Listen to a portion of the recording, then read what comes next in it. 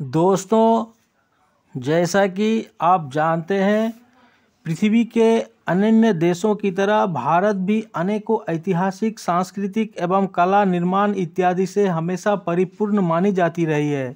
हम जानते हैं भारत और यहाँ विकसित संस्कृति आध्यात्मिक रूप से कितना अहम मानी जाती रही है।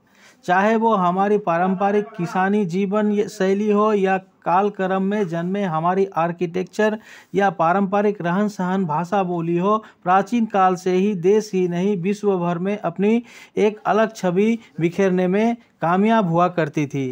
परंतु उस टाइम हर जगह अनेकों नए, चाहे वो निर्माण की बात हो या आधुनिकता से उपजे संस्कृति के कारण हमारी भारत माता कहे जाने वाली भूखंड पे निर्मित या प्राकृतिक बहुमूल्यवान देश की पहचान मानी जाने वाली निर्मित धरोहर समूह हमें अपने पूर्वजों से विरासत में मिली है इत्यादि मालूम पड़ता है।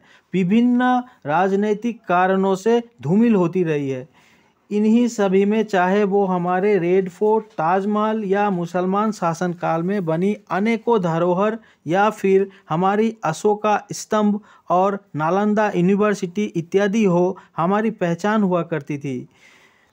दूसरी ओर ब्रिटिश शासनकाल में निर्मित चाहे वो विक्टोरिया प्लेस मेमोरियल हो या वजूद में होने वाली हमारी लोकसभा, संसद भवन, राष्ट्रपति भवन इत्यादि हो, भारत ही नहीं अन्य देशों की भी गर्व की विषय हुआ करती थी। दोस्तों, मुसलमान शासनकाल में कई अहम इमारतें बनवाई गई जो समय काल में नष्ट होने पश्चात भी कुछ एक अपने वजूद और सुनहरे दौर की गाथा विश्व को समझाने में कामयाब रही थी। दोस्तों, प्राचीन काल से ही भारत और भारत में रहने वाले मुसलमान देश ही नहीं विश्व भर में अपनी आर्किटेक्चर, भाषा बोली या अपनी मोहब्बत से भरी दोस्ती की छाप पूरे विश्व को अपनी ओर आकर्षित करने में अहम मानी जाती रही है। चाहे वो वर्तमान के इंग्लैंड, अमेरिका, रसिया या अफ्रीका इत्यादि देशों, भारत में बसे मुसलमान और भारतीय कला संस्कृति से ही पहचानी जाती रही है। चाहे वो मुगल शासन काल हो या यहीं भारत में जन्मी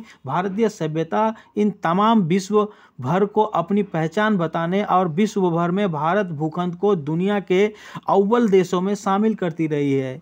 दोस्तों, कहने का विषय वस्तु यह है कि वर्तमान के भारत भूखंड और इसमें बसने वाले हर एक डाइवर्सिटी के साथ साथ मुसलमान और इससे जुड़ी हमारी देश ही नहीं विश्व की पहचान बनने योग्य जो भी बातें हैं, उनको और भी बेहतर स्वरूप में देश ही नहीं ग्लोबल प्लेटफॉर्म पे रखने की जरूरत है मालूम पड़ती है। ऊपर उल्लेखित में से रेड फोर्ट, ताजमहल, जमा मस्जिद एक्सेट्रा को भी ग्लोबल धरोहरों में शामिल कर हमारी मान बढ़ाने में अग्रसर रहने की आवश्यकता मालूम पड़ती है।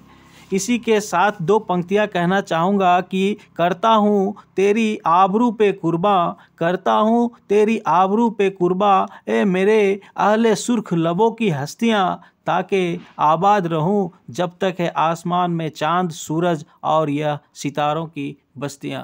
जय हिंद, वंदे मातरम।